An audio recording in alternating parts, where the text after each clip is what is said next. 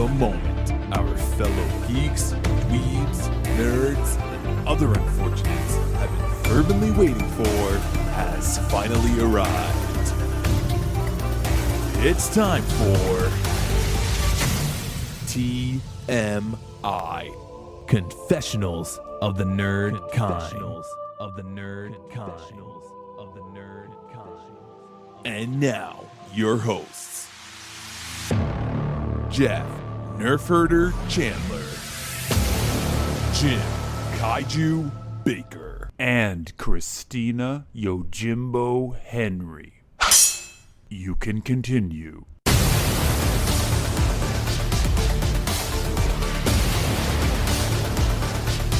And now, let's get on with the show. Here is TMI. So how's everybody doing? Hanging in there? Isolated? Jim? I'm hanging in there. I see that you're growing a nice mustache. Look at that. Yeah, it's my gay porn mustache. I'm going to dye it white today so I can look like Larry Tate from Bewitched. Oh, boy. So we got hopefully this will be a more entertaining show than last week. Yeah, I think so. I don't have hostility towards either. Well, I mean, I don't think that the hostility what makes it entertaining. I'm right, because I don't think, and it's funny because, my wife laughs at me because I am the most non-confrontational person in the world. Yeah. And she gets mad at me because I just refuse to fight. I don't like to fight. I'll just, fine, you win. I don't care. Whatever. But what's funny about that is that I'm Italian, so fighting is a pastime. It's like right in your DNA. Yeah. Just like the hair knowledge, it's in your DNA. Yeah. Not gonna fight, you're not gonna color my hair. Hey. You like Fifth Element? I am not having that. Right. We can't be friends. We can no longer be friends. So let's get going here. So let's get into it. Don't we have some news, Jeff? Like a lot of news, we always do have some news. We got a lot of news, yeah, but this is our final directors. This is our trilogy episode. Mm-hmm. This is the finale of the trilogy. Well, why don't we get into some news first, and then we'll launch. Yes, please. Let's get into some news. So, should we talk which one are we gonna do? Are we gonna go Hugo first, and then After Hours? If anybody doesn't know, this is my Martin Scorsese pick. So, is that what the direction? Okay, that's fair. Listen, stick around long enough. We'll talk about both of them. But let's get into some news. Jim, did you see, Christine, did you see Dr. Sleep? No. All right. This is a movie that I wasn't too thrilled that we were going to review, but I think Jim and I both walked away and absolutely loved it. And the guy who directed it, Mike Flanagan, he's set to direct another Stephen King movie based on a book called Revival. Are you familiar with that book? Yes, Jim? I like that. I like that book. I am not familiar with. No, I am not myself. When was that published? So it's within the last 10 years. I'm looking at my shelf right now, trying to figure out exactly. Is it in the K category over there? You got a library? Yeah, I do. I'm looking at the books. It's in maybe it was in the last 5 years. It's fairly recent. It's a pretty good one. It's not like one of those gigantic tomes. It's pretty tight, so it'd probably make a good movie. But what is the premise? It's about basically a really creepy preacher. Oh, wow, that's a stretch. Who owns a possessed car and he buries his cat in the cemetery? Yeah, I don't remember all the details, but I remember liking it. Okay. Well, I think, like I said, we both really like Dr. Sleep. Yeah, it's in good hands because the thing about Dr. Sleep is that it's just as much of a sequel to the novel as it is to the movie. So kind of more so in some ways, a sequel to the novel. Yeah. Well, so excited. Once production's actually, we get out of this whole crap and he can actually start working on it, we'll have to review it. National Treasure. Anybody a Nick Cage fan on this stuff? This is a little more kiddie driven, but I do have a little soft spot for National Treasure. Well, he's got to make a paycheck every once in a while, right? Well, I guess the third one is in development as a theatrical release, but Disney Plus is now developing it as a TV series. So it would be a younger his name was Gates, Benjamin Gates. So obviously not played by Nicolas Cage. Correct, right. And my guess it would be more in the lines, if you remember the Young Indiana Jones Chronicles. Mm-hmm. Okay. Where probably each week he's either searching for something or it's an overriding story arc where each week he finds a new clue leading him to whatever. I don't know how historically accurate that stuff was, but I did enjoy it. And it was one of those movies I could watch with my kids, and we all enjoyed it. And it wasn't the second one, not so much. But I really like the first one, so I thought that was kind of neat. I like that. I feel like that came out around the time when a lot of people were trying to capitalize on the popularity of the Da Vinci Code. Oh, probably, yeah. I mean, that was, that's a movie I probably couldn't show my kids. Self-aggregating. What monks? was he? But he was an albino monk. The albino monk. And the albino community was all up in arms over that. And then we're going to get into more Disney Plus news, which is there's rumors swirling that Hayden Christensen is coming back to reprise his role as Anakin Skywalker. And with the handful of Star Wars shows in development, the only one I can even think of would be Obi-Wan. Yeah. But at that point, he's already Vader. So is he flashback? I can't imagine him coming back just to be in the costume. How much can you do with Obi-Wan on Tatooine? So maybe it's right. Even Marvel Comics knew long ago that you can't just keep this guy on a planet sitting there for 20 years watching Luke grow up. So they had him go out on adventures. I don't know. I listen. I know the guy gets a lot of bad rap for playing that character. But I thought it was kind of neat. So we'll see. I think the shadow of Jake Lloyd kind of loomed large, and it kind of colored people's perceptions. Not that Hayden Christensen was the best actor in the Star Wars series, but I thought he had some redeeming qualities. Yeah, well, I mean, look at Natalie Portman. I mean, her character was so wooden. Sometimes you got to step back and look at what the director has given them. So I don't really know. I'd like to see him come back. You know who I'd like to see come back? Mace Windu. Yeah, because he got thrown out a window, right? He lost his hand like every other freaking Jedi, and he gets thrown out a window, and But for real, like if Darth Maul can magically come back to life, which if you haven't watched the cartoons, Darth Maul is not dead. Why can't Mace Windu come back? Yeah, right. Seriously. Well, and even the fact that Palpatine was able to transfer his soul into another clone. I mean, look, the Force is basically magic, okay? It is magic. They can just make up whatever. So none of them died. Yeah. They're all still alive. Yeah. They should really all be Force ghosts. That's the scheduling conflicts are the only thing keeping them from appearing. See, that's the one thing that I wanted to see so bad in The Last Jedi was just Luke locked away on his island, but having like these roundtable discussions with all the Force ghosts. You bring back in Liam Neeson, you bring in Yoda, you bring in freaking Mace Windu, and they're imparting all their knowledge on him. And you never really got to see Mace Windu like at his peak. You only saw him in that battle with the Emperor, which he lost. Correct. So so that was a little bit of a letdown. Yeah, he was a bitch. So I was saying the Star Wars universe. So the other rumor is, and we teased this yesterday on our text thread back and forth, which is that Tamira Morrison is set to play Boba Fett in season 2 of The Mandalorian. Why would they announce that? That seems to a huge spoiler. Why would they? Not if you were on the same camp as I was. That was him. Yeah, but you weren't 100% sure. Of course, I wasn't 100% sure. We all wanted it to be him. Yes, correct. And this could be misinformation. Who knows? But at this point, we already know that Ahsoka is coming on board.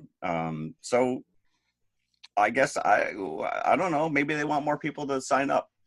Because everybody signed up. They watched the show know this information and they ended an episode with the reveal. But now you're going to be waiting for it. So it's going to lessen any impact that it might have. Well, here, I'm just going to read this little snippet from the Hollywood Reporter, which is Boba Fett is expected to play just a small role in season 2 of the series after the character was teased in the season 1 episode, The Gunslinger, when a mysterious figure sporting the bounty hunter's trademark spurs approached the apparently lifeless body of Fennec Shand. And that is my favorite part of the paragraph. Yes, you pointed that out immediately. Apparent. Apparently lifeless body. Because that was a great will character. Return. Right, because that was a great character who that's the one thing I think that we can all agree the Mandalorian just brought on all these great characters and then killed them off at the end of each episode. Mm-hmm. And I was really upset that she was supposedly dead. So I am very excited by the prospect that she'll be back. The prospect, yeah. Because probably whoever wrote that doesn't know if she's coming back or not. So they've got to cover all their bases by saying apparently. Yeah. The only thing don't try to burst my bubble. I know. Well, me as well. Because I'm like, I was right. So, but again, it could look at you, Jim, sitting over there on high. But it's true. I don't want to get everybody's hopes up. Oh, my hopes are up. Mine are too. You see, if you think that she's dead, then you're going to be just so much more excited when she's not. And that way you're never disappointed. Exactly. I do kind of live my life like that to a certain degree, but in this regard, I'm going to be hopeful. The only thing I really wanted Daniel Logan, the kid who played young Boba, to kind of, I get it because Tamira, he is, it's established that he was Jango Fett and he is the master clone. And so all these subsequent stormtroopers and Boba Fett are clones of him, and I think Lucasfilm went out of their way to even replace some of those stormtrooper voices with his in the umpteenth remake updates on that stuff. But again, he's going to be in the costume half the time. You're never going to see him. I'm reading all these articles now, and you're watching the Disney gallery, the behind the scenes of The Mandalorian, and freaking what's his name is not like he's basically just playing the voice. We're giving him all the credit for running around in these suits, and it's not even him. We should be lauding the special effects. If Boba Fett is back, I don't think that they need to show his face. I would rather that they not. No, right. Yeah. So I don't know. And we'll just stay on the Mandalorian, which is they did drop all of the directors who will be directing the episodes. And most are guys who were here from season 1. Taika Waititi, obviously. Jon Favreau, Dave Filoni, Bryce Dallas Howard is coming back for a second episode.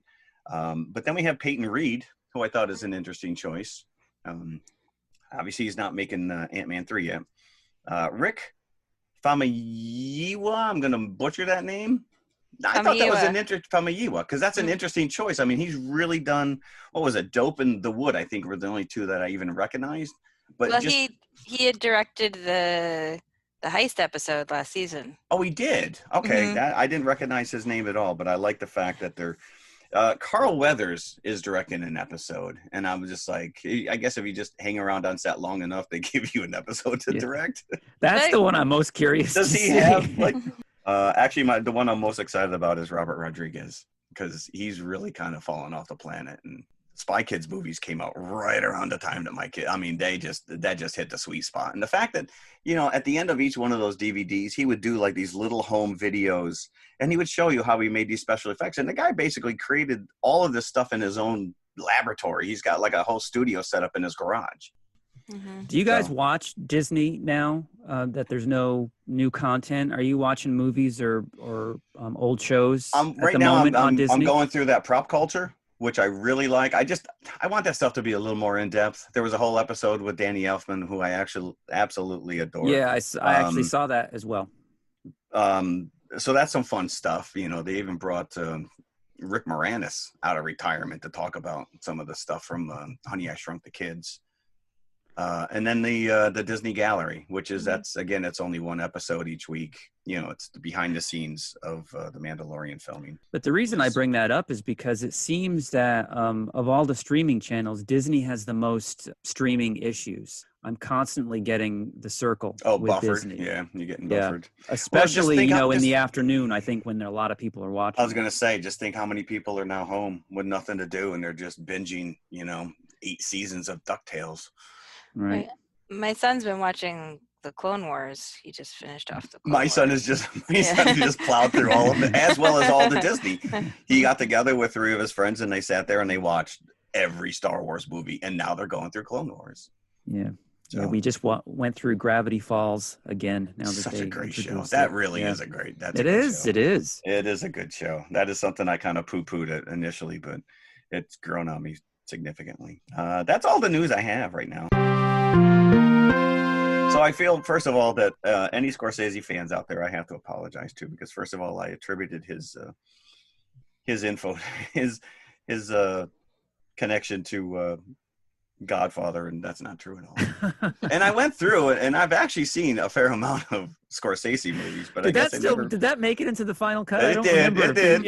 And listen, it is what it is. You know what you know, and you don't know what you don't know.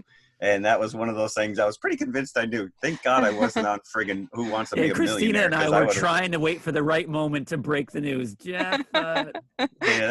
So anyways, but you could be forgiven. You know, it is an honest mistake because there is an oeuvre. Scorsese does have many, many films like this with De Niro on his resume. So, yeah, but I went back through, and I mean, I've seen Shutter Island. I've seen Gangs of New York. Both of those, I think I saw in the theater. Cape Fear. Cape Fear, yeah. You know, so stuff like that. So I'm like, all right, you know, here I am going, you know, I'm poo-pooing this guy's work. But I will, when we get into it, I watched a fair amount of the behind the scenes, especially on Hugo, because I have the Blu-ray. And you can't help but just like be like, this guy's like the nicest person in the world. Now I feel bad that he said anything bad about him. And he's such a proponent of cinema. Yeah, as well. Yeah, we'll talk about that as well. And which is what this movie is, really. Oh, geez, just I was sobbing like a baby last night watching this stupid thing, and I've seen it numerous times. But so we'll talk. So Jeff, you say you have the Blu-ray. Now I know for a fact at one point, I don't know if you still do, had a 3D TV. It is. And this was filmed. I own it in 3D, and we're going to talk about it extensively because I saw it in the theater in 3D. Was blown away by it, and it was one of the few Blu-rays that I own that are in 3D because it was filmed in 3D. It's not something. It was native. It's not like where they, you know, they were taking like Clash of the Titans and you know, fixing it in post, which is horrible. If you ever watch a movie that, you know, they released on 3D, that's been filmed in 2D and formatted right. After so it's the not fact. meant to be seen in that format, and I get, you know, they were just riding a wave, but this, I actually was, you know, kind of upset watching it last night in 2D because it is so, the atmospheric in this is so immersive, and even James Cameron, when he saw this, he said this is the best use of 3D I've ever seen, including my own work, which someone should probably commit, because I don't think he ever admits that he's wrong. But anyway, so we're talking about Hugo. So the whole point of this series were these atypical movies from these directors. And as Jim just mentioned. Except for mine, right? Well, apparently he's according to the top of the show. With mine, yeah. These are typical of him. Bassan is creepy. So anyways, we're going to start with Hugo, but then we're going to end with After Hours, which was very interesting because at some point in my life, I probably saw this, but don't remember it at all. Really? I saw it a lot when it was on cable back in the mid-'80s. And I have a memory of seeing this in the theater, but that's impossible. It was an R-rated movie. And I think 85. I was 14. Yeah. But I don't know. Maybe my cool aunt brought me. She actually brought me. Sounds like you tried to sneak in a couple times. She actually brought me to see Bachelor Party and never told my parents. 84, nice. Wait, what was the first rated R movie you saw in the theater by yourself? Just randomly, since we're on that topic, because I know what mine is. Confessional, right? That's a big discussion right there. I think that might have actually been a confessional. I want to say that. I think we did just period. The first R-rated movie that you saw. Oh no, not in the theater by yourself. Yeah. By myself. Like not with an adult who brought you or an older. And we're not talking HBO sneak in. No. Yeah. I'm gonna have to say it was a porn.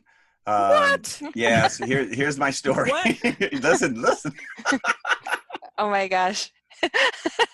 My senior year of high school, we had an exchange program with the kids with a school from the Bronx, and they came up to our school, which is you can bleep this out, but we're bumping in the middle of nowhere with more cows than humans, and they stayed the weekend, and we had, you know, they paired me up with the kids who read comic books, and they stayed at my house or whatever. And we went out in the woods and we were shooting things with guns. And then we went down to the city for the weekend. And that was my first experience riding in a subway. And one of the kids was convinced that he needed to get us into a porno. And he did. We went, this was 84, right. 85, maybe early 85. And Times Square was just a cesspool. And he convinced this lady to let us in. There was probably 12, 15 boys. and we all went into this movie theater and we watched a porn, and it was the most disgusting thing I have ever experienced in my life. It was like the one thing I don't want to do is watch this with 12 other boys. But that wouldn't technically be rated R, Jeff. Oh, it was X. Well, yeah. I don't know what it was. And you weren't alone. So all right. Well, so yeah, I mean, you're just bragging now. I'm not bragging. I saw porn. I didn't mean like alone. Like you could go with a friend. I was just thinking, you know, like a movie where like an older sibling or an older friend didn't, kind of get you were not accompanied. Was Airplane rated R? No, I don't think it was. There was some bawdy humor in there. That was a daytime. I remember seeing that on HBO a lot, and that was. Oh no, I saw it in the theater with my brother in. Now I gotta look it up. I don't know, boy. We're off the top of my head. Sorry, I just thought of it randomly because you. So what's yours? Young Guns. That's R. It is R. And I remember going to see it and feeling it's PG, so nervous because I was gonna get caught. You know, but it's got like all of these young guys in it. It's like the movie's tailor-made for like a 14-year-old girl, which is what I was at the time. And me and my friend went to see it, and yeah, it was rated R. Was it just for the violence, all right? I think it must have been for the violence. Yeah. But I just remember being so nervous when we went to the counter to buy the tickets, and like of course the teenager at the counter did not care that, you know, we were buying tickets for a rated R movie. Did you so it wasn't like you bought tickets for another movie and then snuck in? And then snuck in. No, it was just the two of us. And when I was 14, I looked 14. Like I was not one of those girls who looked older. I looked young. And you still look 14. Thanks, Jeff. And and just we bought tickets, and I remember like they had handed me the ticket stub and be like, Too bad you still have it like bronze somewhere. I remember because I saw plenty with my father and various family members R-rated movies, but the one that I got into by myself and paid for the ticket was Predator. Because that was like an all-day affair. I saw like 3 movies. And Jeff, we've talked about this, where we just went to the movies all day. And I was 16, so a year younger than the required age. But again, I don't remember having any trouble getting the ticket. I do know for a fact, I think that we have had this discussion, not alone. Because my first R-rated movie was Death Race 2000, which was a double billing with Jaws in the drive-in. But I was with my parents at the time. Right. And we will be talking about that movie. Definitely. I mean, you know, so weirdly, this kind of like fits into Hugo, right? Because they sneak into the movie theater. Yes, Hugo. But it's a Harold Lloyd movie. It's not. It's not porn. Right. It's not a rated R movie because it didn't exist then. But it's funny. It's almost like the exact scene from The Professional. You know, I can't wait to see Leon in the background. Yeah, I can't wait to see if Leon was there. And he's sitting with Amelie, you know, and they're all there. Yeah. So let's get into it. Hugo. All right, let's get into it. Sorry, we got sidetracked. We did. That's all right. This was actually based on one of my favorite books. This book I picked up, Brian Selznick. You know, Christina, you talk about this, the fact that your mom, you know, as a parent, you know, I do the same thing with my kids. You want a book, I'm going to buy you a book. You know, I don't care. And it came out in 2007, so Skylar was all of probably 6 or 7 at the time. And this book, it's a big, huge, fat tome too. But it's got these really nice illustrations. And the one thing I'll say is that Scorsese really adhered to a lot of the look and feel of some of those illustrations in that book that carry through in this movie. You know, the point, the one being right up front when you're first introduced to Hugo as he's peeking through the numbers of the clock. And the camera just pans over all of Paris. What is it, 1931? It's taking place, and it's just this beautiful camera shot that just goes across the landscape, comes into this train station, and settles on him as he's basically watching everything, this daily life unfold on this train station. And to me, it's like he's watching a movie. It's like the interaction of these characters, because it's the same people who are showing up every day. So it's almost playing out like a silent movie for him, and he's just watching this.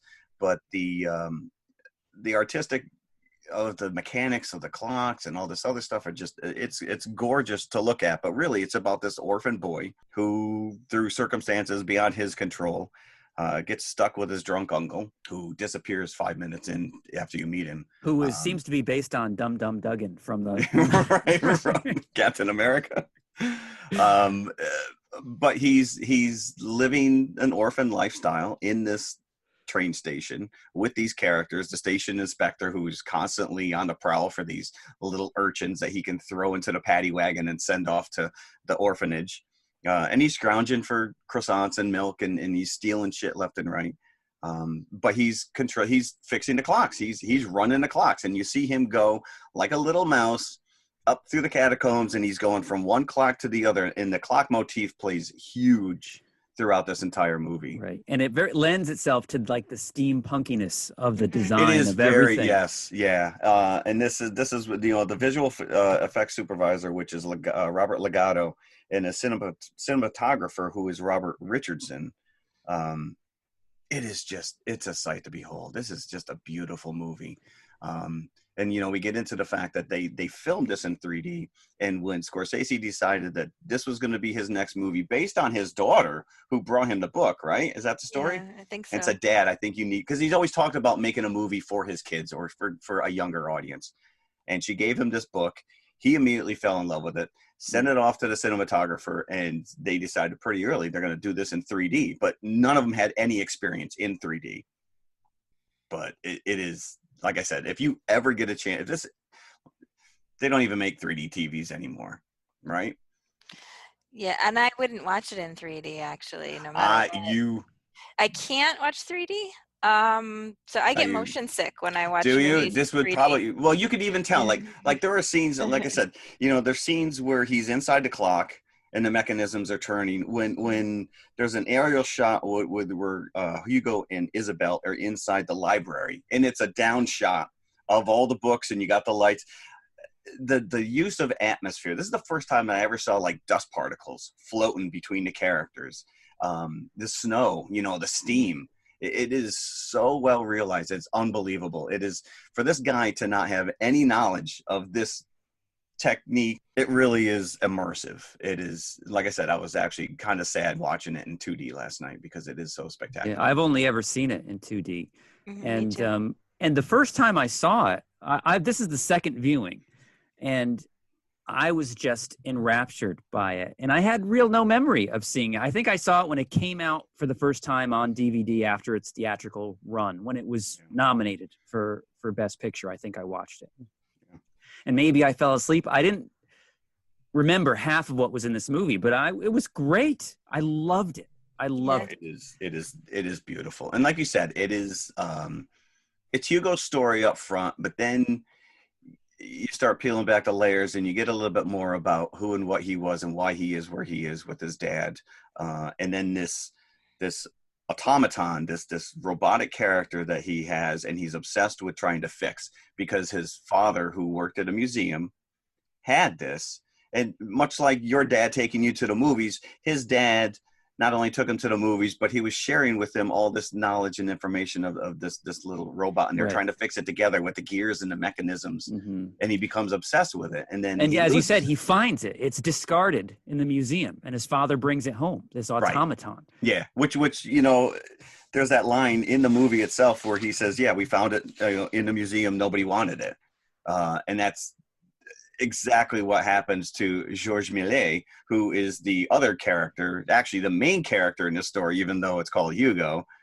It really does become. It is. It's about him. It's about him. Mm-hmm. It's just how this corresponds with film restoration, because it really, in a way, it's about the first documented case of film restoration, when Méliès's films, which we thought were destroyed or made into shoe heels, as he says a little bit later on, turns out that there are some existing copies, and at the end it's a celebration of Méliès's work and a celebration of film, period. And if you watch those behind the scenes, Scorsese says on average, now this was a couple years ago when it came out on disc, they're finding 7 to 8 movies every year. Now, apparently he had filmed over 500 movies, and there's only about 100 20, I think, that have been found. They're finding 7 to 8 of his movies every year. Yeah, that somehow ended up in private collections or stowed away in a box that he didn't destroy. Right. So yeah, and his story, it's all true. Everything that you see with Méliès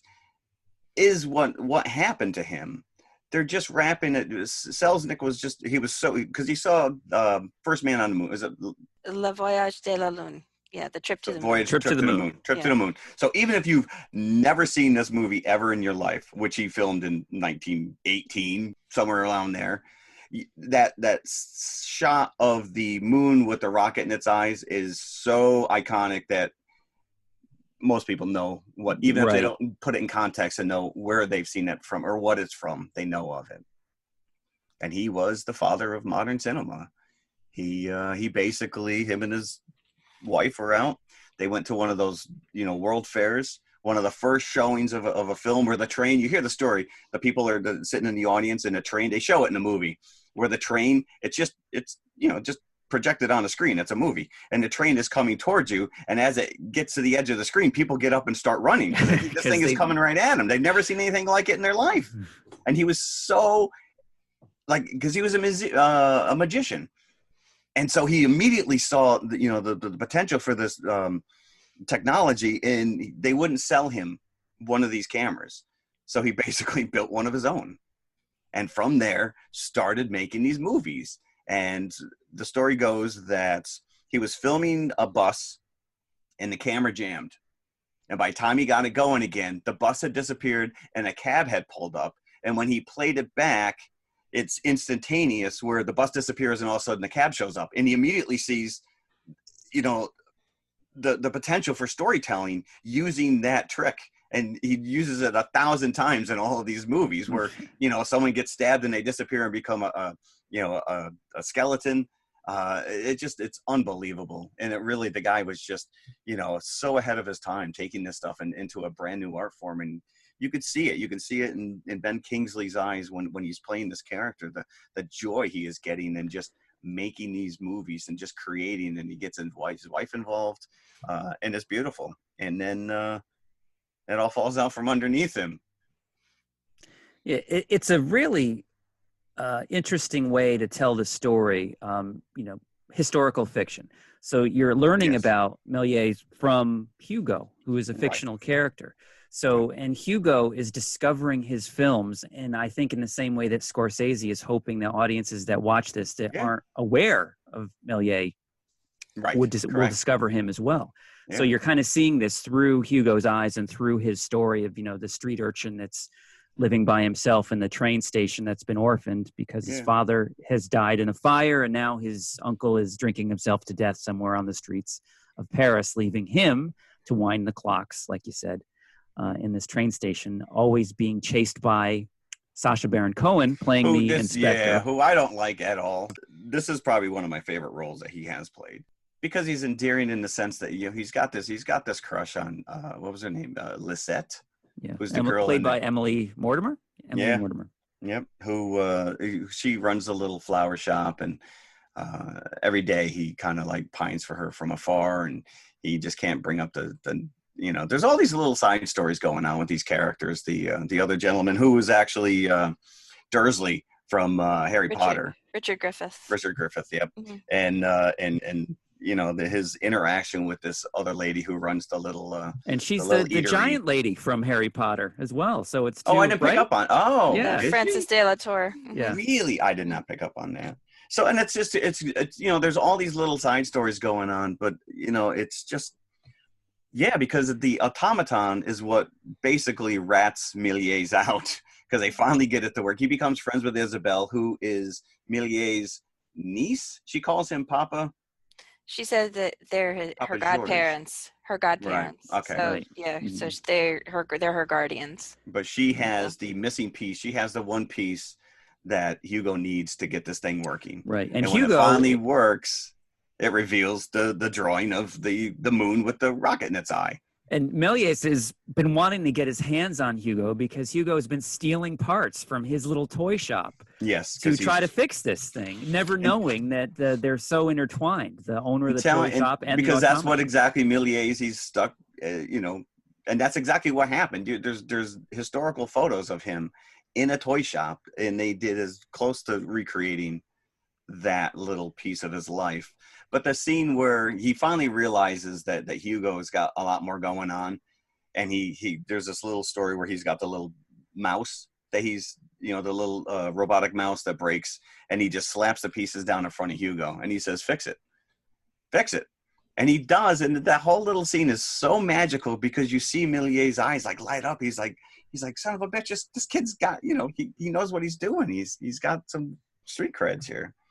So, yeah, it really is a beautiful.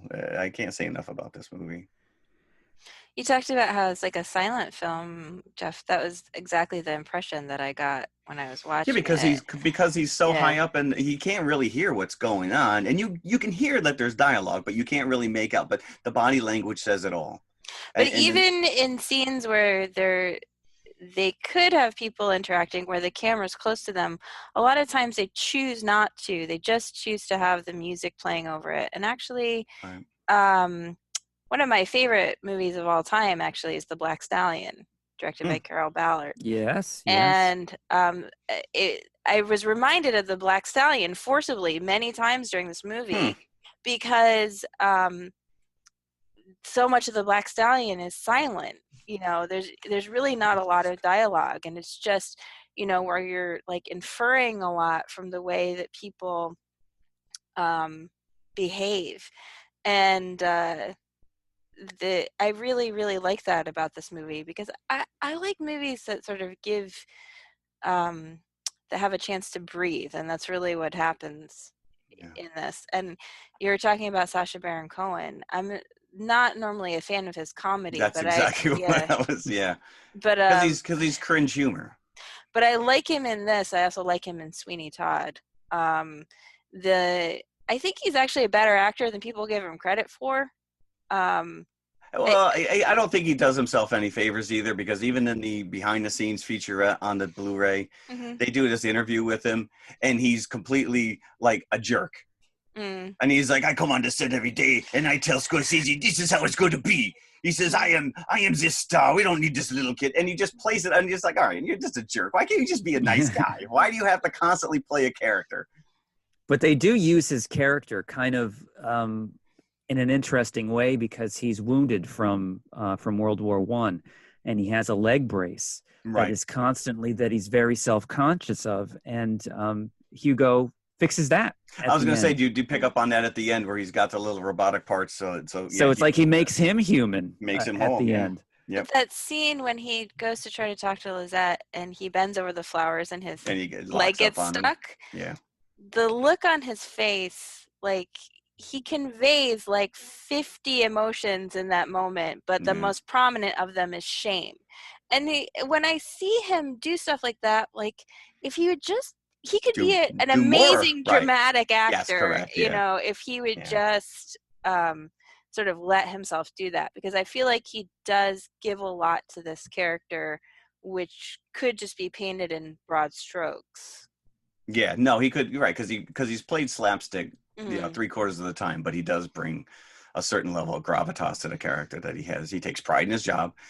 What's the dog's name? Was Maximilian, right? Maximilian, there you go. Yep, I was drawing a blank on it. And Jim, you mentioned the fact that you get that scene where Méliès, it all kind of falls apart and they melt down. He destroys all of his sets and he melts down the film. Right, and it's such an iconic shot when you're first introduced to his studio, which is that glass. The glass house, and they built that about as close to spec as you could. I looked into this and I'm like, that is that looks like what was in the movie, the actual studio. Although the one thing they did cheat on, and I get it, but because he filmed in black and white and then they went back and they hand colored the film after the fact, all the costumes and all the sets were built black and white. They were not in color. Okay. Because you never know how they're going to be represented in the black and white world. So everything was black and white. But in this, Yeah, I get it just for artistic integrity and purposes that all the costumes and all the sets were in bright, vibrant colors. No, but that was a bit of a cheat. But when they were melting, so his family, he grew up, his whole family built shoes for a living, and he wanted nothing to do with this industry, and he walked away. So it's ironic that his films were ended up melted down and made into shoe heels, which is exactly what happened to half of them. Which is devastating. It is devastating. And this is where I said I'm sobbing like a baby last night, because it just, his story makes you sad, because I had just enough taste a couple years ago, going out drawing my, no one wants to be forgotten, right? You create, people enjoy your work, and you think this is it, and then it just goes away. And he was like, his whole personality was hinging on this work that he was doing, and he just threw it all away. But he didn't, because he did keep all the sketches that the kids did find. But and then the automaton draws that iconic shot of the moon. Right, correct, yeah. Which is what that's what rats him out. When they come back, and then the wife is just like we got to get you out of here. We can't let Papa George see this. Right, and the whole aspect of the automaton starting to work is just a magical sequence as well. When it's starting to draw that picture. Well, even like I said, even when when Hugo starts fixing the mouse, like, to me that was just like, it was just like a wild magical moment. It really is. Like you said, it's a huge love letter to film, especially to Méliès. And that scene at the end where because what's the guy's name? René Tabard is the character's name, and he's like an expert. And he catches the kids in the library looking up. Once they start putting the pieces together, because the automaton signs his name, and she's like, "That's my papa's name." So that guy reminded me of when I go on every half an hour to see how many people have listened to us. Does he hang out in the library, buy his book, and just waiting? Someone pick it up. Someone pick up my book. Right, because he was just like waiting in their wings there. He was like, and at one point, Hugo he makes some comment about machines don't come with extra parts. And I'm thinking to myself, this kid's obviously never built a wall unit from IKEA. There's always extra parts laying around. So let's talk about Asa Butterfield, who plays Hugo. Yeah. So well. And it's funny because he's on the show called Sex Education that's on Netflix. It's an acquired taste, to be sure. But Gillian Anderson is on it as well. Scully from X-Files plays his mother. And it's funny, one of the characters in that show says to him, and he's probably 18 by this time, and he plays a high schooler on the show. And one of the other characters on the show says to him at one point, you look like a Victorian era ghost. And he does in this completely. Oh man. Yeah. I got a feeling that Leonardo DiCaprio was watching this movie and saying, he's a perfect member of our posse. He's like, we got to call him once he hits 18. Him and Lucas Haas. I would not answer that call, Asa.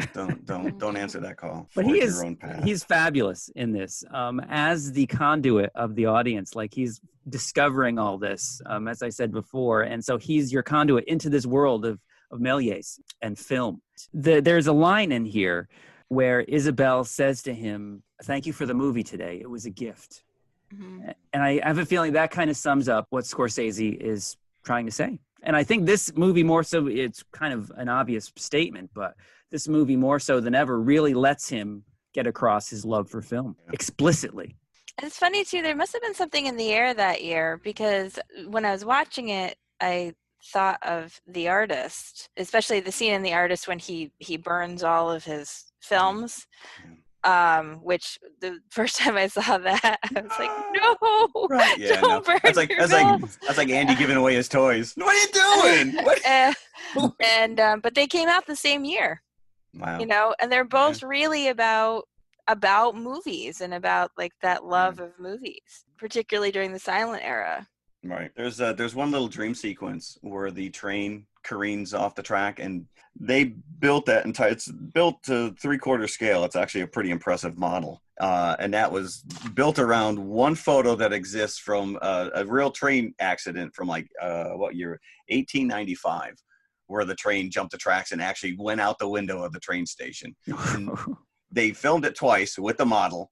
And if you compare the way that train lands and the actual photo, it is spot on. I mean, right down to the little bicycle that they had, parked at the bottom of the train station. I mean, it's really, like I said, the artistic merit on this is just off the charts. It really is. They went all out for this. Well, it was nominated for 11 Oscars, yes, including Best Picture.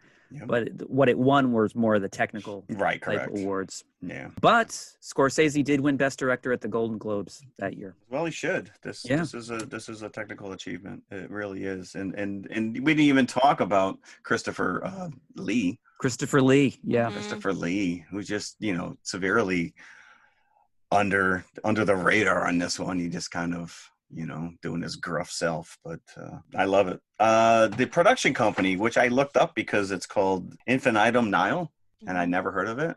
Johnny Depp. Yeah, he's a producer. He's in the credits. Mm-hmm. Well, he's also a cameo in the band, but that is his production company, and I thought that was a pretty cool name. So there you go. I can't say enough about this, and I know you guys are going to ask for buckets, and I'm giving it a 5 right off the bat. So. Wow. So this is a 5 bucket episode. This is episode. a 5 bucket movie for me. Yeah. This hit me even. Yeah, I have absolutely. If you've never seen this movie, even in 2D, hunt it out. It is because it kind of flew under. I mean, it got a lot of awards thrown at it. Yeah, it was not a hit. The budget was around 170 million, and worldwide it made 185. Yeah. So it took a loss for the studio. It is a treasure. And if you have the opportunity to see it in 3D, definitely see it in 3D. Because it was filmed in 3D. It's like The Hobbit, where he's going out of his way to immerse you in the storyline. It's not done post-production after the fact because the studio's looking to make an extra couple bucks.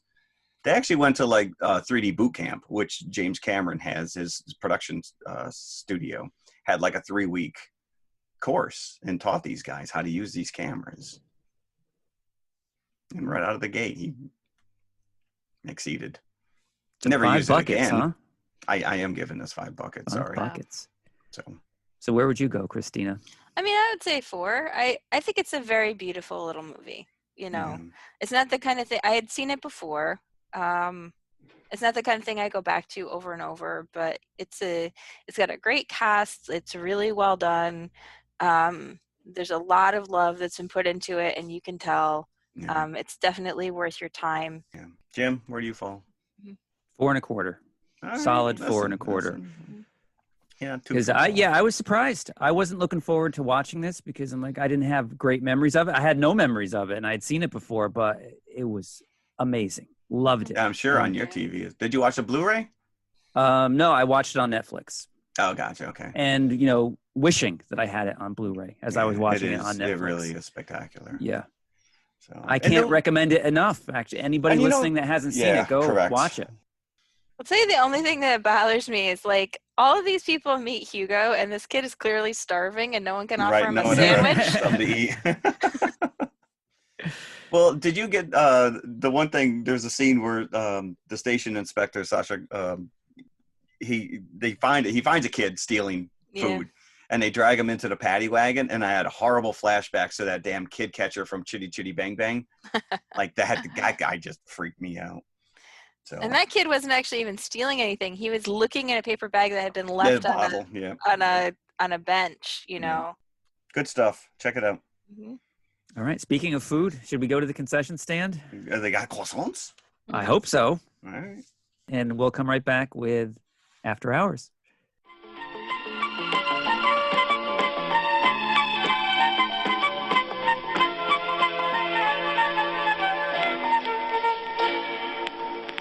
It's 2 minutes till showtime. Your attention, please. All new Hotshot electric in-car heaters have been installed for your comfort and convenience. Just insert heater through car window and turn on the switch. When leaving, please turn switch off and replace on speaker post.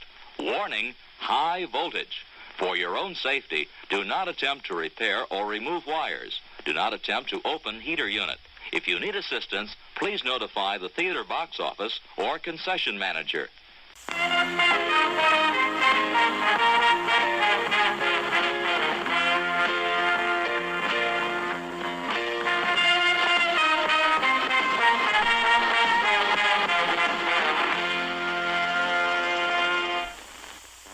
Okay, we're back. After Hours. After Hours. This movie is something else, man. This is like a nightmare. Capsule. This is a nightmare. This is a time capsule. Like I said before, I have very vague memories of probably seeing bits and pieces of it. I don't remember much of it at all. And so watching this the other day, it was just like, it's like, what the, like this movie just never ends. It's just, like you said, it's a nightmare. Yeah.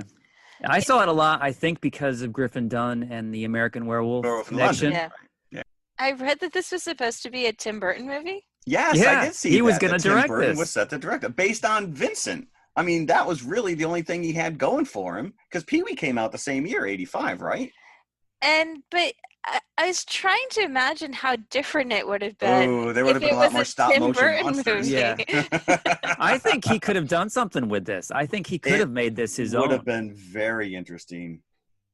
Like, especially the whole, is she originally burned or with the sculpture aspect of it? There's some weird stuff going on with this movie for sure. So I don't know if you guys have seen or like Jim Jarmusch's films. Yes. And I do like most of Jarmusch's work. And he directs a lot of movies like this where they're like almost like a series of non sequiturs, But for some reason, I kept thinking to myself, I really should like this movie because it's kind of reminding me of a Jarmusch movie, but it didn't have that Jarmusch pop that I liked. And it was like I couldn't get in sync with it or something. You know what I mean? I don't know if that's by design, though, because it really is, you're off put from the beginning. Right. So it's about this character of Paul Hackett, who is a yuppie in mid-'80s Manhattan. And he's stuck in a rut at his job, and he's reminded of this at the beginning of the movie because he's training Bronson Pinchot shows up, who tells him, I don't take this job seriously. I don't want to be stuck here. And immediately, that's interesting because within the first 2 minutes, you get a sense of what this guy's mind is like because as he's training this guy, and he's like, yeah, this sucks. I'm moving on, dude. This is not what I want to do. And he's looking around, and that was the age of the old processors, the IBMs. And he's just looking around. And he's like, but this is my life, and this is what I'm doing. And I don't like it. I got like serious like Office Space vibes where it was just kind of like, right. How the hell? So that speaks to what the character does later on, where he's going from one situation to the other. But I didn't really connect with the character because a lot of what happens to him is his fault. So, but leaving the house with only $20. With $20, what are you going to do on a date with $20? And you're taking a cab back. But it wasn't even a date. So this is the weird thing. Which, like, is this really how New York City life played out in '85? He's like, I kept thinking he's like weirdly naive. Like his whole encounter with her initially is kind of weird. Right. Well, she's weird. This character's she's very weird. And then she calls him and it's like really super late. And she's like, just come over. I mean, if like anybody with sense would be like, I don't know. I was like, I feel like she's going to shake him down or something, Like, and the conversation, the phone call is like like what you would hear in a horror movie, like when he's talking to her on the phone. Are you okay? Are you okay? He says it a lot throughout this whole movie. Are you okay? So you do expect him to get attacked whenever wherever he's going to show up. And it like the whole thing with Rosanna Arquette's character goes on. The movie's only like an hour and a half long, right? And about 30 minutes in, he's still like having these weird encounters with her, right? That's when they're sitting on the bed smoking the joint. And I thought to myself, he can't want to get laid this badly. But apparently he did. Like at this point, she's damaged goods, man. You gotta just move on. But he's already committed. I mean, he makes his way down and he loses the money. So first of all, he can't even pay for the cab fare. And he puts, first of all, okay, so he has only $20, right? Which we've mentioned. Right. So he only brings $20 in cash.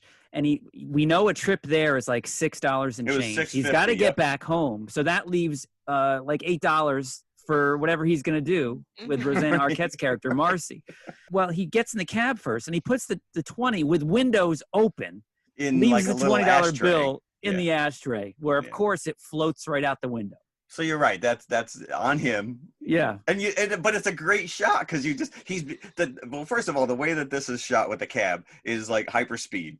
So this cab is zooming all over the place. You know, they sped up the cameras to make it look like he's really flying. He's being thrown all around the back end of this cab. And you just see this beautiful shot of the $20 bill like somersaulting through the air in the middle of the night. And he's lamenting and driving away. Like, that was my money. That was all the money I had. So right there, he's screwed. And now he's got to get into the apartment. And then we're introduced to Kiki, who is the eccentric artist. Who is Marcy's roommate. Marcy's roommate, played by, what is her name? Because Linda Fiorentino. Like, we've seen her in other stuff, correct? Now, that year she was in Vision Quest, which was a big movie. You go. And then she kind of disappeared. You don't really see her again, right? She had a big year, though, 1985. No, she's in a few things. I remember she was in Dogma, if you guys have seen that. Oh, yeah. Yeah. But anyways, and she's just kind of like this whacked out punk artist she's making a plaster of Paris sculpture in her loft. Right.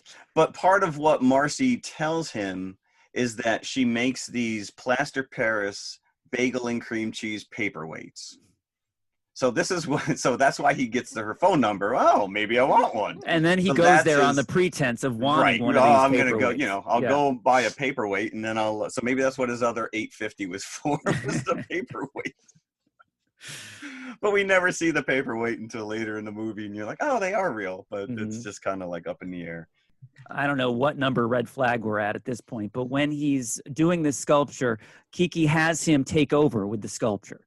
And the phone's ringing, and she goes to take it, and it's obviously Marcy. Yeah. And she's telling Kiki to get rid of him. Yes, and he hears this. He's here. You invited her, right? Yeah. And then he's like, I'm not going to tell him. You've got to tell him. So at this point, I think, is when he should leave. Now he's not wanted. No, that's when he ends up giving the girl a shoulder massage, and he's like, well, the other girl doesn't want me. I'll just do this one instead. And he starts telling her the story about when he was a kid and he ends up in the burn ward. We never hear the end of that story. We don't know where he was going with it. But, that ties in later because this is why he gets freaked out. One of the many reasons he should be freaked out by Marcy is that she finally comes home. They go into the room.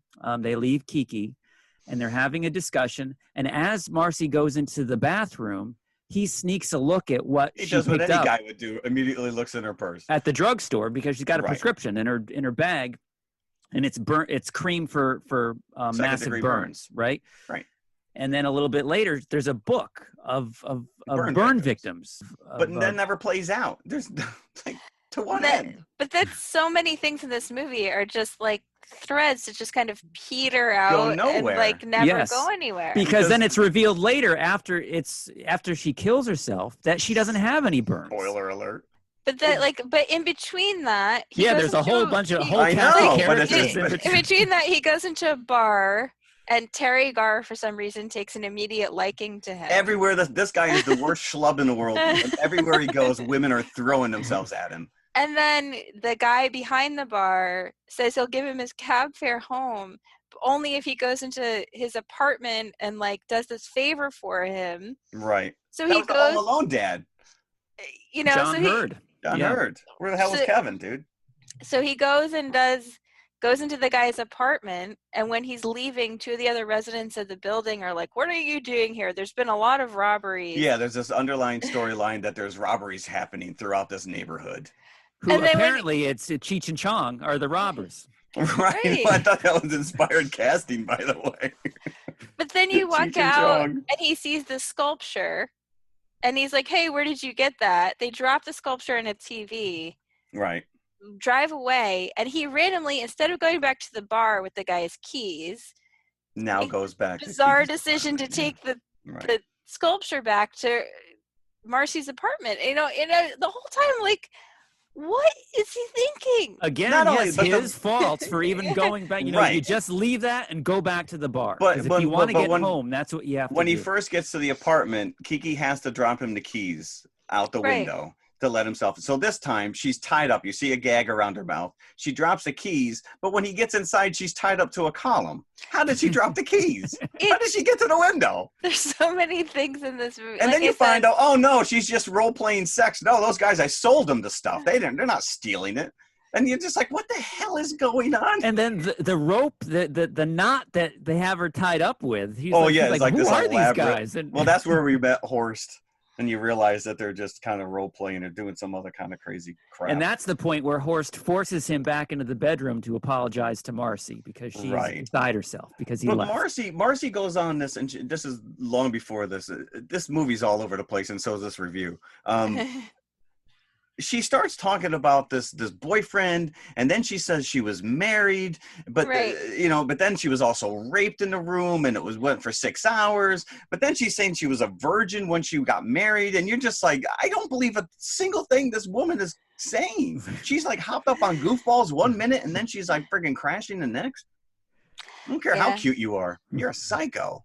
You know what's strange though is that like if you look at the billing for this movie, they call it a black comedy, and I don't think I cracked a smile. I laughed twice, and I'll tell you when. One of them was when he was trying to get on the subway, and the fare had gone from 90 cents to $1.50 at midnight, and he only had like 73 cents on him or something like that. And again, how do you not know that? You live in Manhattan. But apparently he just lives in his own little world, and because he's now down lower in Soho, which is he's completely out of his element. He's wearing his preppy suit or whatnot. But the guy, the vendor in the booth, he says, I can't sell it to you. And he goes, who would know? And he goes, I could go to a party, I could drink, I could talk. And I'm just like, I could lose my job. And the other time I laughed is when he's in the bathroom of the bar, and there's a little drawing on the wall of a guy with a shark biting his penis. It's just so stupid. Otherwise, you don't laugh. Otherwise, it's like, it feels like it should be tonally. It feels like it should have more menace, but it just feels disconcerting throughout. Yeah. Right. Yeah. But it loops, but it's weird because as the night goes on, and he's looking at his clock and you see the night going on and on. Right. But everything kind of like circles back on itself because, he leaves Marcy, he ends up at this bar. The guy's like, oh, go, listen, I'm more than happy to give you the money for the fare. Just do me one favor. I can't leave the bar. And then that all blows up in his face. But then you find out that this guy was dating Marcy. And he ends up back at the apartment. But later, the guy leaves the bar at will. He closes it down. Yeah, he shuts it for half an hour, which is how he ends up in the apartment with Terry Garr. Yes. So, she's like, oh, why didn't you come up? Like, he needs to stop following random women home. Yeah. And she's got and she's another weird one. Like she slips in the note, help. I hate this job. Help me or whatever. Right. He ends up in her apartment, and I don't know if you noticed. There's a scene where she's got like this crazy bouffant, and she's trying to get him to touch her hair, which is really bizarre in and of itself. But her top shelf is it's nothing but Aquanet cans. I'm just like, that's a great touch because Tom, the bartender, played by John Hurd, calls her Miss 1965. So she's living 2 decades from when this movie was in the past. And I thought was a nice little, maybe it was purposeful, maybe it was not, but she plays him Last Train to Clarksville when he gets to her apartment. Yeah. And she is in Head, the Monkees movie. Oh, get out of here. Oh, see, that's a neat little, I did like that. That's nice. But like after a while, you're like, why is he like in the ice cream truck? Like, why does he? Well, yeah. It's like so many things. You're just like, what? After a while, and like I said, I feel like this is the kind of movie I should like. Right, just be all over. It's just the kind of thing that I normally do like, but something about this movie was so off-putting. I just felt like I cannot, like I said, I cannot get in sync. It was more mean-spirited than funny. Yeah. Disjointed because he's running from one extreme to the other because now it's like, Marcy's dead. He finds her. He comes back out, and of course, the roommate and the boyfriend are gone. Oh, we went to this Club Berlin, which is a punk bar. And if anyone has ever gone to the Limelight in Manhattan in the 80s, that was pretty Hollywood punk. That was not, because the camera never once shows you the floor, which is filled with condoms and goop. But this is the same thing where he feels the need to pick up the statue from the street and bring it back to Kiki. Like, he's already called the police that Marcy is and they've dead. hung up on Why him. do you need to go to and he Club left Berlin notes. He now? left notes. Dead body with an arrow. Dead body with an arrow. You put a lot of time into that. I didn't even know her, but you somehow. I mean, at this point, it would be faster for him just to walk home. Google Maps actually lays it out that it's under 2 hours for him to walk home. Like, just walk home, man. You can do it. Because I have done that before. Yeah. I did that in the city of Chicago, actually, when I first moved here, and I couldn't get a cab, so I just walked home. It was like 4 miles, but it was like, whatever. You know? I have a New York City story I'll tell you later from probably 86, 87. But and I feel like a real city resident would just say, forget it. I'll just walk. Right. And at one point he goes back to the apartment. Wouldn't have been a crime scene because now the bartender knows that his girlfriend overdosed. But he goes back to the apartment and there's no police. Who called it in? Who told him that she was dead? I don't know. It's so... He goes back to the apartment and there's nobody there. Yeah. It is a nut, but the funny thing was that Terry Garr's character has the paperweight, the bagel cream cheese paperweight. I'm like, there it is, it's real. Christina, you mentioned the ice cream truck because he goes from Terry Garr to Catherine O'Hara, who is also like sadistic, cracked completely. Yes. But we we get that Home Alone connection. We've got the mom and the dad from Home Alone. Holy crap. Yep. So that leads him to being chased by a street mob. Because they now convinced that he is because Catherine O'Hara puts 2 and 2 together that he must be the burglar. Right. Not only that, Terry Garr's character makes a reference that she has 2 jobs. One of them is in a copy shop, which is below her. And later, around that same time, she starts hanging up wanted posters because she was an artist and she drew a picture of him and somehow had the key to the copy shop and made all these flyers at like 4:00 in the morning saying, "This is the guy that's robbing you. Stop him." right, because she's mad because he didn't want to have sex with her. Right, correct, yeah.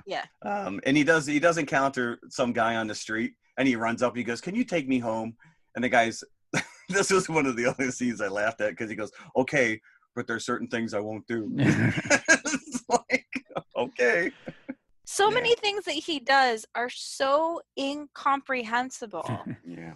And I think that's one of the things where, like, it's not that he's sort of buffeted in the stream.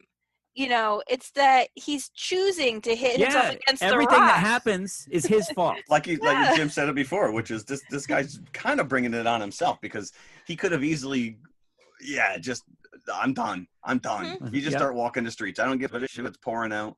And it rained for like 5 minutes. Right. Just walk home, man.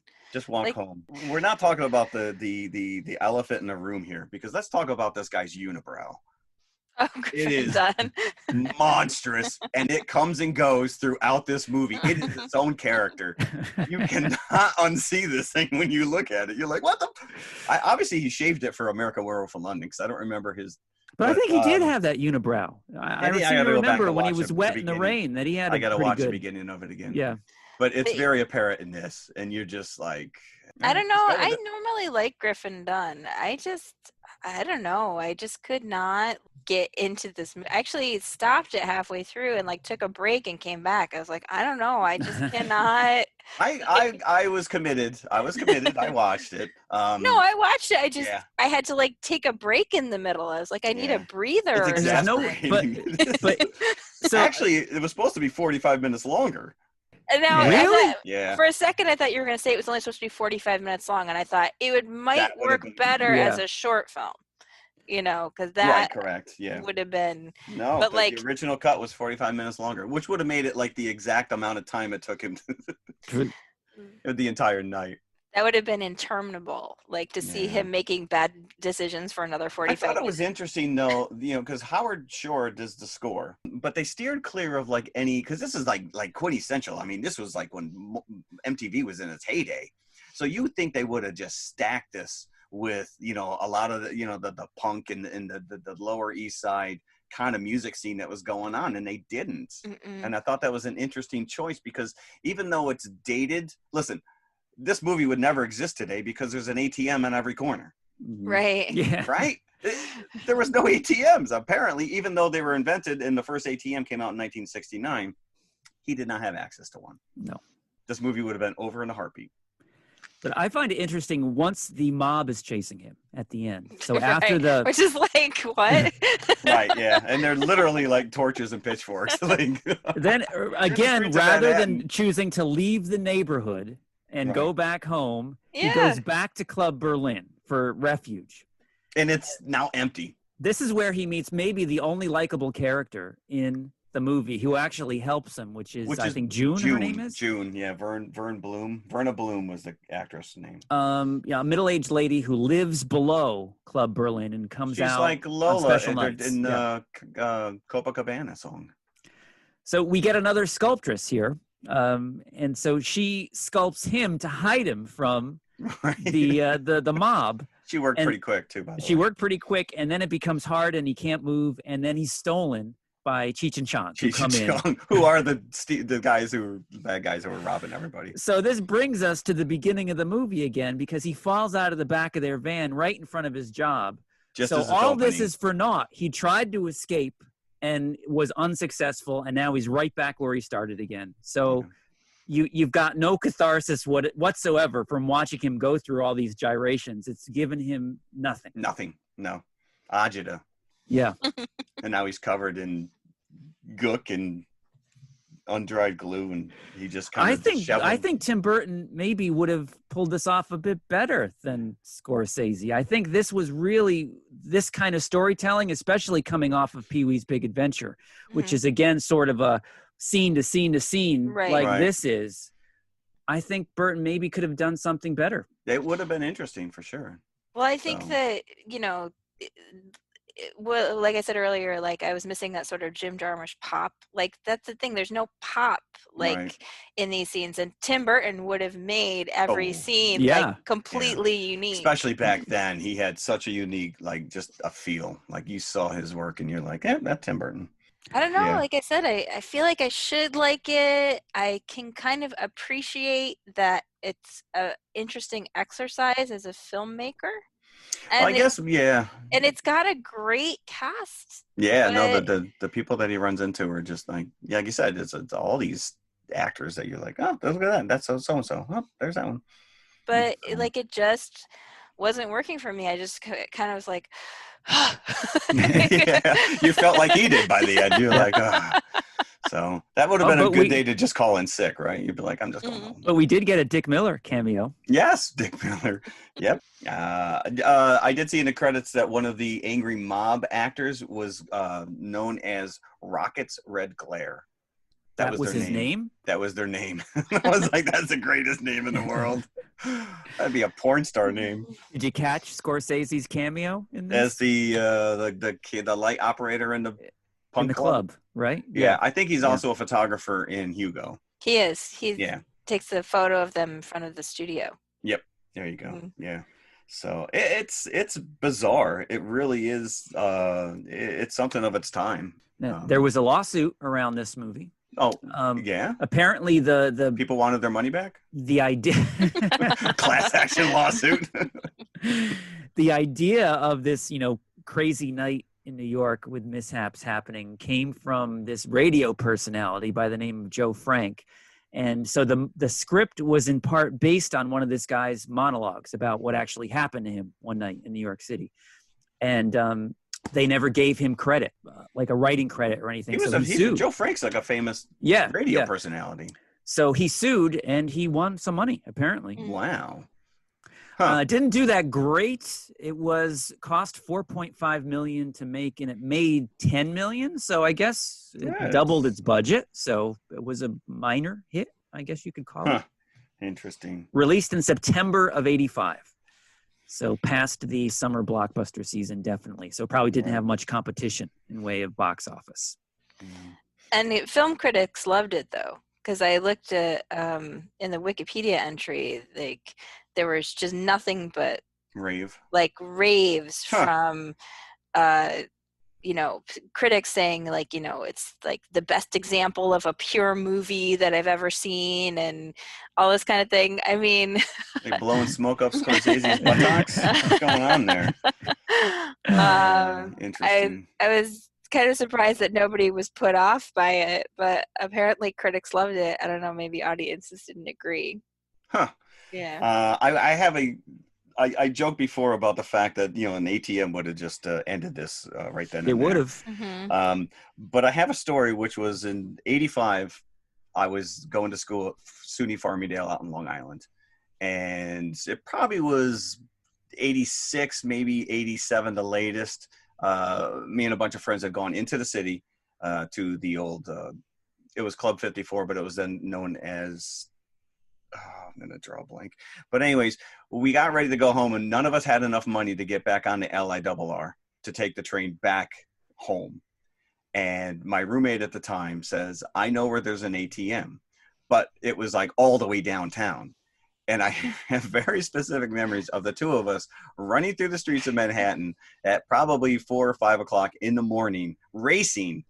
And I just have these, and it must have been all the way down on Wall Street. Now we were at Grand Central, so that's a haul. I mean, I can't imagine that we ran like 100 blocks. Right. But we were running, and I just remember seeing the Twin Towers all lit up, and it just, as a nerd, it just sent me back because it's like, this is where King Kong going, this stupid thing. But I almost died with a cab because we're just running across the streets. And I was a stupid hick from upstate, and I'm running through the streets of Manhattan.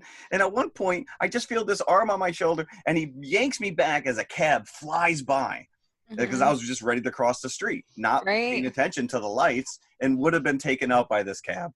But we while ran you were all the way staring down at the World Trade Center. Yeah, basically, because I was looking up, not down. But we ran all this way to probably we passed 100 other ATMs along the way to get to this one that he knew, just so we could take enough money out to now run back to the train station and get on the train and get back to college. Wow. And it was just one of those, like that story in my head was flashing as I'm watching this unfold with this guy. And again, I'm like, well, an ATM would have fixed this whole thing. Well, I mean, not just an ATM, but like you couldn't do it now because the guy would have an Uber app on his phone. No, right. And just like cell phone, right? Yeah. Yeah. But like I said, somebody had actually Google mapped it, and they're like, yeah, it was like 1.46 hours. You could have been home. Yeah. I mean, I like as a person who lives in an urban environment, I can tell you that many times I've just made the decision to walk home. Yeah. So I was like very surprised that he didn't make that choice. No, as Jim pointed out, this guy, he's a victim of his own circumstances because every decision he makes is wrong. Yeah. So speaking of reviewers blowing smoke, Scorsese won Best Director at the Cannes Film Festival for this in 1986. Wow. It seems like something that film people would like. Yeah. Yes, it is very much an art film. Yeah, it does seem like it's like, well, kudos to you. Did you actually have like a permit to film this, or you like guerrilla warfare at night? So what kind of buckets would we give this? I'm sure none of us are going to turn this into a double 5-bucket episode. No. I'll go 3.5 because I was entertained. It claims it's a dark comedy, but you really don't laugh. If anything, it's kind of like, it's more like what the F comedy.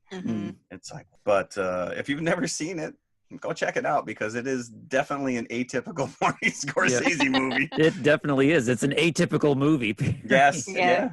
I'd go 2 3/4, just shy of 3 buckets on this. Not quite entertained. I think that I'm like right there because I can sort of appreciate intellectually what it was the exercise, but it just, like I said, it just didn't click with me for some reason. So I'm gonna say 2 and 2. Yeah, once we found Marcy dead, I'm just like, and I wasn't behind Paul at all. I wasn't behind him at all. Matter of fact, you're not rooting for him.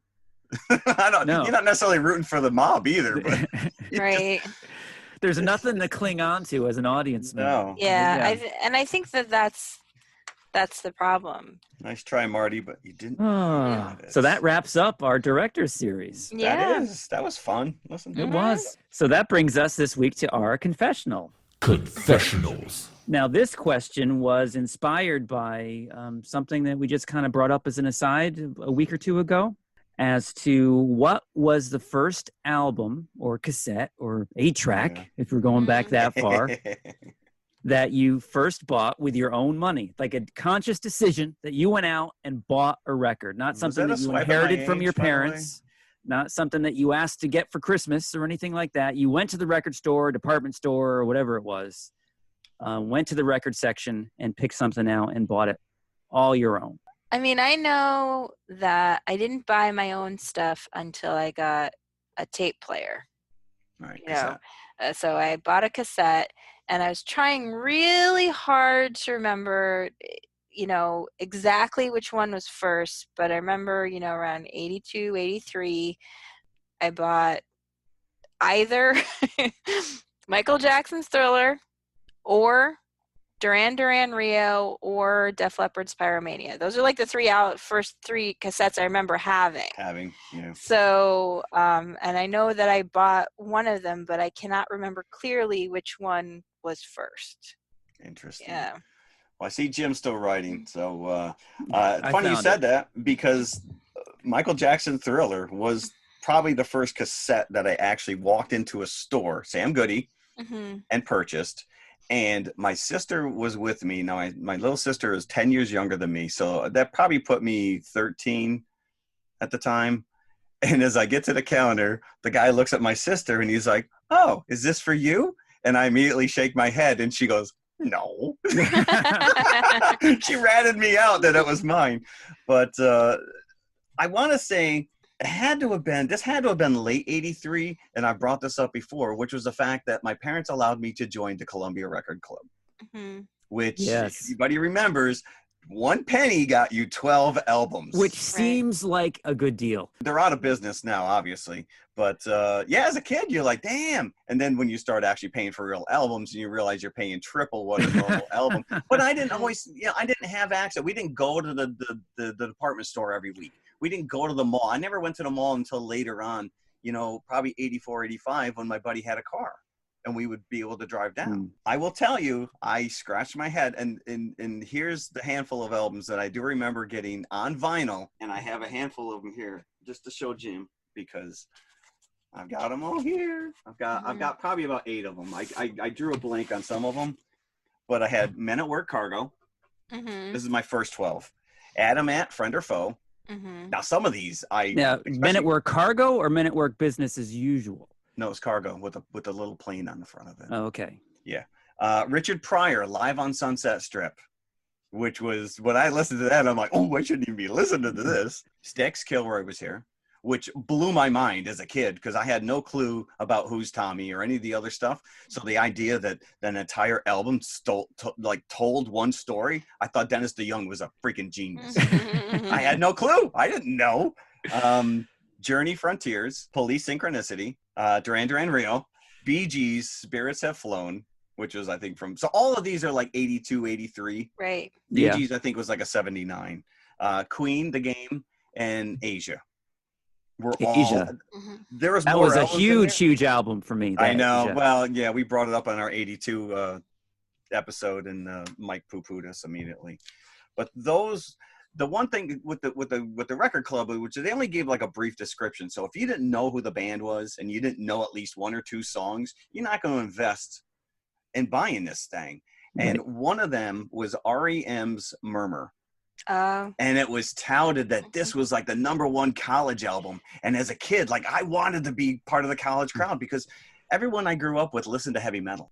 So the fact, I didn't even know like some of this punk new wave stuff until I got into college. And I wanted an album so bad because it was #1, but I just couldn't pull the trigger on it because I didn't know any of the songs. I didn't know who they were. And to this day, I do not own that album. Really? So. The record club got you as well, as if you weren't quick, whenever they would send you their latest flyer or mailer, it was like you had to send back the thing that we are going to send you our album of the month. Yes, unless you tell us not to. Unless you tell us no. Yeah, you're right. And if we send it to you, you're paying it. And it was like 12 and change or something when all is said and done, right? It was ridiculous. It was like $15. Right, correct. Yeah. Where I could walk into Sam Goody's and buy an album for $4.95. So, yeah, Columbia Record Club. Good stuff. I'm surprised because mine was earlier than that, like at least 2 years earlier. Yeah, but so, like I said, I didn't always have access to go into a store, nor I didn't have a job either until my senior year. So you guys have to remember, when I say I'm buying an album with my own money in 82, 83, like I was only 8. Right, yeah. You're ahead of the curve. No, thanks for bringing that up yet again. That we are much older than you. In this regard, yeah. I think I was 10 when I bought this thing. But I was a devoted acolyte of the Casey Kasem radio show on Sunday morning, the Top 40, America's Top 40. Keep reaching for the stars. Probably from like late 70s, 78, 79, like right through 85. I would listen to that thing. I would sit in bed and just, and my radio was above me because I had a shelving unit like right above my pillow. Yeah. And so I reach up, turn on the radio, and just listen to the thing from the beginning to end. Yeah, there's radio stations that actually replay those now. And I was invested on how these songs were moving up and down the charts. Yeah, you always heard the stories. Yeah. Loved it. And then, of course, he had the TV show, which was not the top 40, but it was the top 10. It was a half an hour TV show, I think, on Channel 5. And he went down the top 10. All my decisions and what I liked was based on Casey Kasem's top 40 and top 10, America's top 40. So one song that really captured my imagination, and I really thought of it as mine. Like it wasn't my dad's Sgt. Pepper album that I listened to on his big hi-fi.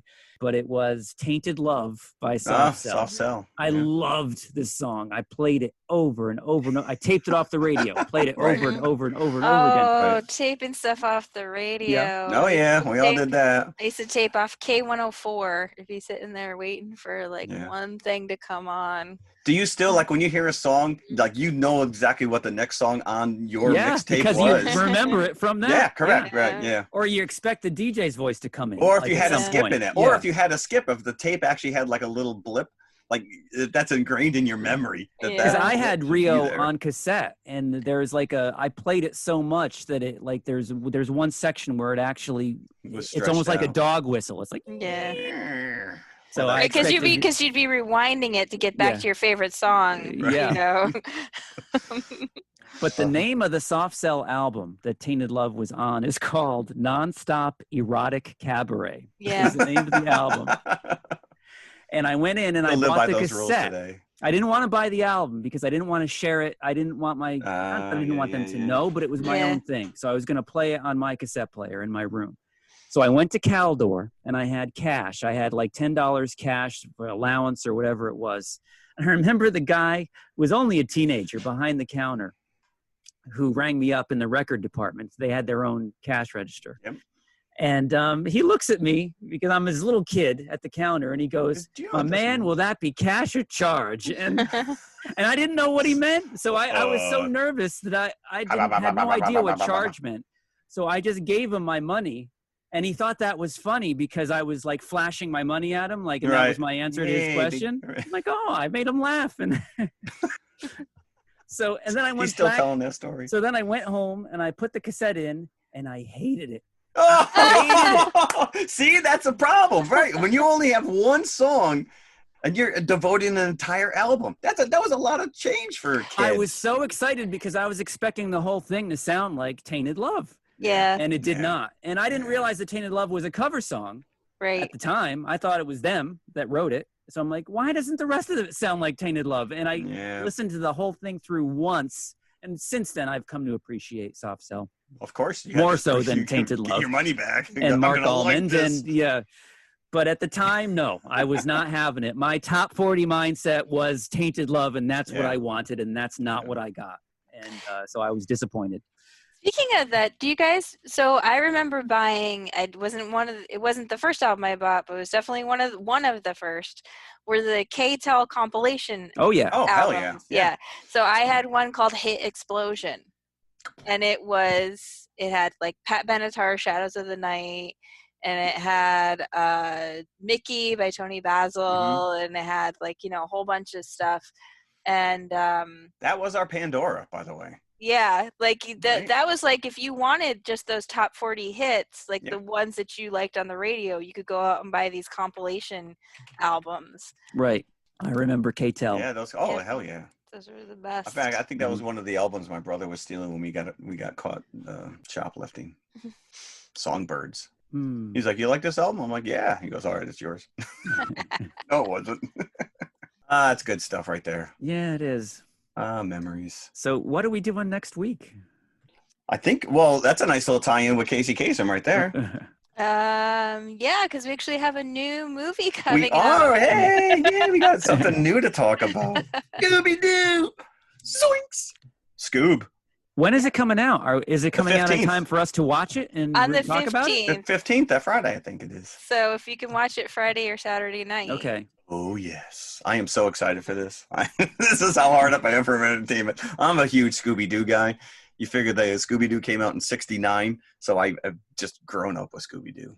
But it's kind of sad because he was robbed of his big screen moment. This was supposed to be a theatrical release. Yeah, I think it might actually do better, just like Trolls. Maybe, because it is a kid movie. Scooby-Doo's pretty family friendly. And this seems to be more Scooby than the live action that they did years ago. Yeah, this seems more in line with the original. Action, they made a couple, veiled references to them smoking pot in the back of the van, and that just doesn't sit well with me. I get it that they were, beatniks in the 60s, but Shaggy's better than that. So, Christina, this was your pick for classic feature. Have you come up with something yet? I have a guess. I've gone back and forth a few times. I actually might need your guys' help in deciding on the classic feature because I also am a big Scooby-Doo fan. We own a surprising number of the animated films. So I did consider doing as a co-feature, just staying Scooby Land and doing one of my favorites of the recent fairly recent releases, which is Frank and Creepy. I love Frank and Creepy. Frank and Creepy. Yes, it's really good. It's really funny. It's one of the funniest Scooby-Doo animated films I've ever seen. So if we want to stay on the nose, we could pair it with Frank and Creepy. I have two other options, which are going to seem weird, but they're both available on Disney Plus. So I thought, at least they'd be available to you guys. So then I thought, well, let's go with, instead of a talking dog, let's go with a talking cat. So then I thought Cat from Outer Space. Ooh. And then it could be a Talking Animals episode. Or if you want to go with a kind of caper thing, this is a pretty obscure movie that my mom actually introduced me to many, many years ago, and I haven't watched it in a long time, but Candle Shoe, starring Jodie Foster. Oh, Jodie Foster. This is one of my wife's favorites, actually. Right. Me and Aaron like a lot of the same stuff. Very interesting. So, it was kind of tossed up between the three of those, one because it was like sort of a mystery caper thing in the Scooby-Doo vein, that would be Candle Shoe, Cat from Outer Space because it's a talking animal, or Scooby-Doo Frank and Creepy. So maybe you guys can help me decide. I'm game for either of the last two. Outside to go with the I'm biased towards Candle Shoe. So all right, let's go with that because I know of it, but I don't think I've ever seen it. I immediately knew that it was Jodie Foster. Mm-hmm. So. All right, so I guess we're gonna do Scoob and Candle Shoe. Cool. Can I tell you, I took a stab at what Christina was gonna pick, and I stuck with the because I'm like, if she sticks with the dog theme, but she wants to go into samurai, I said we gotta. So the only thing I come up with was a Forrest Whitaker movie, Ghost Dog: The Way of the Samurai. That is a Jim Jarmusch movie, and that is one of my favorite movies of all time. Wow. It is. Okay. I love Ghost Dog, and I would love to have an excuse to talk about it. So you've never given us your 5-bucket list of movies that we were covering one day. So would that be on there? Yeah, I love Ghost Dog. I don't know if you guys have ever seen it. No. I've seen it. I've seen it. Forrest Whitaker plays a guy who tries to live the way of the samurai in contemporary society, and he considers himself a retainer to this mobster. It is seriously one of my favorite movies ever. Oh, well. I got close. Yeah. But it would not fit with Scoob at all. I would just go with the dog. Not even a little bit. And it sounds like it deserves its own episode. So yeah, so good. So okay, so we're doing Scoob and Candle Shoe. Yeah. Cool. If you have Disney Plus, you can it's up there, huh? You can watch with us. You can go and grab it on Disney Plus. Nice. That went much better than last week. No fisticuffs. We all got along. We did. Beautiful. It's a beautiful thing. Well, thank you very much for listening. Thank you. Hopefully, things will start lightening up here and you can get back outdoors. Always a fun time, kids. Thank you very much for listening. Thanks for letting us in. Leave us a review. We haven't asked for a review in quite some time. You got nothing better to do. Leave us a review, please. Please. Maybe? Please. We're sitting at 29 reviews. Yeah, we know people listen, so just take that extra step. We see you down there in Barbados. Yeah. All right, next week, Scooby-Doo. Hello, everybody. If you liked the podcast you just heard, then please follow TMI on all of our social media outlets. First and foremost, email us at tmipodcast2018@gmail.com. That is tmipodcast2018@gmail.com. And you can follow us on Twitter at TMI_podcast2018. Stop over, say hi, give us a compliment. We'd love to hear from you. Awesome. Make sure you follow us on Instagram as well, which is also TMI_podcast2018. And of course, we are on Facebook, facebook.com/TMI Podcast 2018. And it should be noted, we also have a community page, so join the forum. And if you like to watch YouTube, you can see us at TMI Podcast 2018, all one word. Look for the popcorn bucket. Popcorn bucket. Or you could just go to our website, which has every link there, TMIConfessionalspodcast.com. And we'll see you at the concession stand. We'll save some popcorn for you. Scooby-Doo!